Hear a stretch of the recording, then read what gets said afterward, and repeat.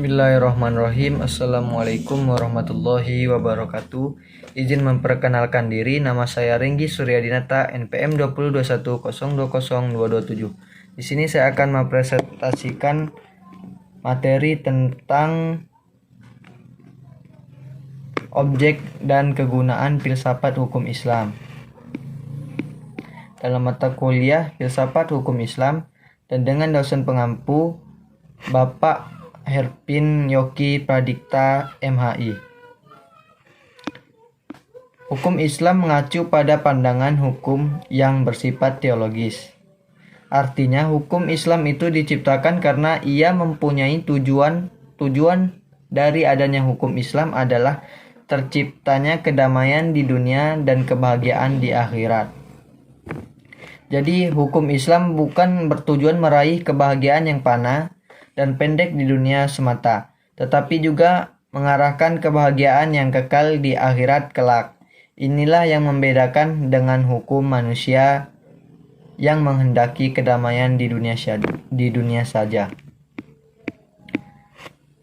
Tujuan hukum Islam tersebut merupakan manifestasi dari sifat Rahman dan Rahim atau Maha Pengasih dan Maha Penyayang Allah kepada semua makhluknya. Rahmatan lil alamin adalah inti syariah atau hukum Islam. Keberadaan syariah tersebut dapat menegakkan perdamaian di muka bumi dengan pengaturan masyarakat yang memberikan keadilan kepada semua orang. Keadilan sangat mulia di hadapan Tuhan dan bersifat adil merupakan jalan menuju takwa setelah iman kepada Allah. Hukum Islam dalam upaya menegakkan itu semua harus siap menghadapi kejadian-kejadian baru yang timbul karena perkembangan masyarakat dan perubahan suasana. Oleh karena itu, pengkajian filsafat hukum Islam mutlak diperlukan. Keberadaan filsafat hukum Islam akan menegakkan hukum Islam dan memberikan jawaban terhadap tantangan zaman dan merupakan hukum terbaik sepanjang zaman bagi semesta alam. Sebagian dikemukakan sebelumnya, setidaknya ada 5 sistem hukum yang hidup dan berkembang di dunia, yaitu yang pertama common law yang juga dikenal dengan Anglo-Saxon. Yang kedua ada civil law atau biasa disebut Eropa kontinental. Yang ketiga custom law, yang keempat Islamic law, dan yang kelima sistem hukum sosialis komunis. Manfaat studi filsafat hukum Islam adalah sebagai berikut. Yang pertama, menjelaskan kajian filsafat hukum Islam akan memberikan pengetahuan hukum Islam secara utuh kepada ahli hukum Islam. Yang kedua, filsafat hukum Islam diperlukan untuk pengkajian secara mendalam terhadap hukum Islam.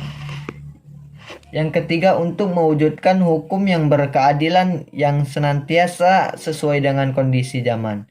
Yang keempat, pengkajian filsafat hukum Islam memungkinkan pemahaman Islam secara menyeluruh dengan ilmu agama lainnya. Para ahli fikih sebagaimana ahli filsafat hukum Islam membagi filsafat hukum Islam kepada 2 rumusan, yaitu yang pertama filsafat tasyri', yang kedua filsafat syariah. Filsafat tasyri', filsafat yang memancarkan ahli filsafat hukum Islam mengutamakannya dan memeliharanya. Filsafat ini bertugas membicarakan hakikat dan tujuan penerapan hukum Islam. Filsafat tasyri' terbagi kepada 5 bagian. Yang pertama, Daim al-Ahkam atau dasar hukum Islam. Yang kedua, Maba'adi al-Ahkam, prinsip-prinsip hukum Islam. Yang ketiga, Ushul al-Ahkam, pokok-pokok hukum Islam atau Mashadir al-Ahkam atau sumber-sumber hukum Islam. Yang keempat, Maqasid al-Ahkam, tujuan-tujuan hukum Islam.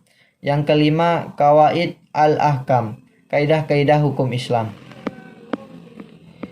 Filsafat syariah, filsafat yang diungkapkan dari materi-materi hukum Islam seperti ibadah, muamalah, jinayah, ukubah, dan sebagainya.